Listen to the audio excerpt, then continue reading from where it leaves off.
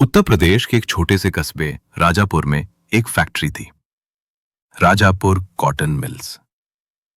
कभी ये फैक्ट्री सैकड़ों लोगों को रोजगार देती थी, लेकिन 25 साल पहले अचानक बंद हो गई।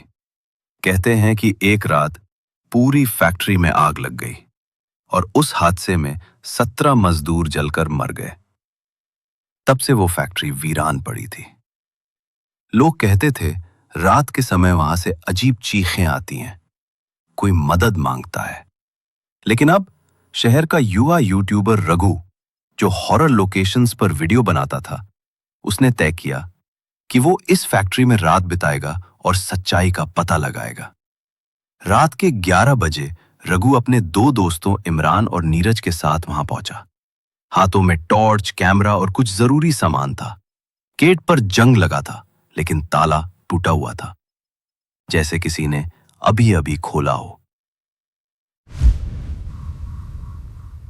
जैसे ही वे फैक्ट्री के अंदर गए, ठंडी हवा का झोंका आया, मानो कोई स्वागत कर रहा हो। रघु कैमरा ऑन करता है। ये है राजापुर की वो फैक्ट्री जहां 17 आत्माएं आज भी भटकती हैं। क्या आज हम इनमें से किसी एक से मिल पाएंगे? अचानक अंदर से कोई दरवाजा अपने आप बंद हो गया। टक!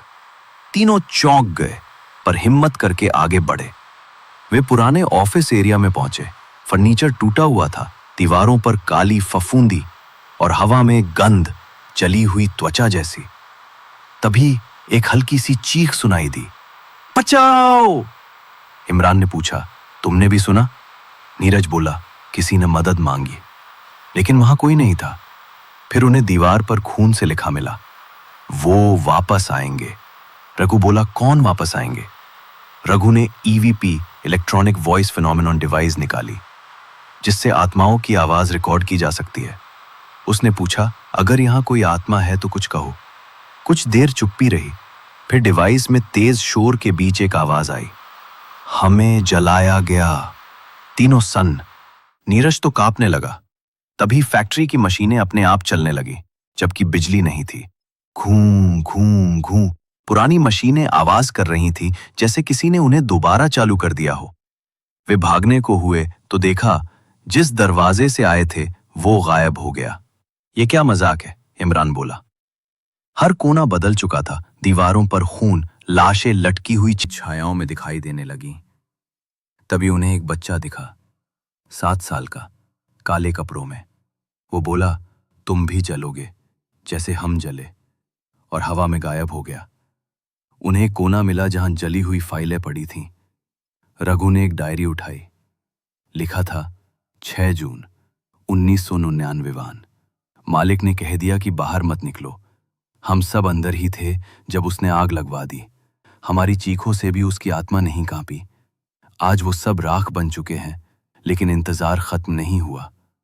रघु बोला, मतलब ये आग हादसा नहीं था, मर्डर था। तभी पूरी फैक्ट्री में आग की लपटें फैलने लगी। दीवार पर एक परछाई उभरी, एक लंबा आदमी कोट पैंट में। वो वही मालिक था, बिरजू लाल चौधरी। उसका चेहरा काला पड़ा था, आंखें बिना पलके झपकाए जली हुई थीं। तुमने मुझे खोजा, अब मैं तुम्हें दिखाऊंगा वो रात। और पूरे हॉल में 17 आत्माएं प्रकट हुईं, सब जली हुई, विकृत चेहरे, कांपती चीखें। तीनों ने दौड़ लगाई, लेकिन रास्ता एक भूल भुलैया जैसा बन गया था। इमरान की टॉर्च गिर गई। वो झुका तो एक आत्मा ने उसका हाथ पकड़ लिया। उसका चेहरा डर के मारे नीला पड़ गया। रघु ने कैमरे की फ्लैश मारी। आत्मा पीछे हट गई। वे दौड़ते दौड़ते एक स्टोर रूम में पहुंचे, जहां एक पूजा स्थल था। शायद किसी ने आत्माओं की शांति के लिए बनाया था। रघु ने वहीं दिया जलाया और बोला, अगर आप सच में न्याय चाहते हो तो हमें जाने दो, हम आपकी कहानी सबको बताएंगे। अचानक दरवाजा खुल गया। सुबह की रोशनी फैली। तीनों बाहर भागे। पीछे मुड़कर देखा, फैक्ट्री वैसी ही खड़ी थी, शांत, पर जैसे कुछ बोल रही हो। रघु का कैमरा अब भी रिकॉर्ड कर रहा था। उन्होंने वीडियो पोस्ट किया। लाखों लोगों ने देखा, लेकिन एक बात अजीब थी। वीडियो अपलोड के 7वें दिन नीरज की रहस्यमयी मौत हो गई।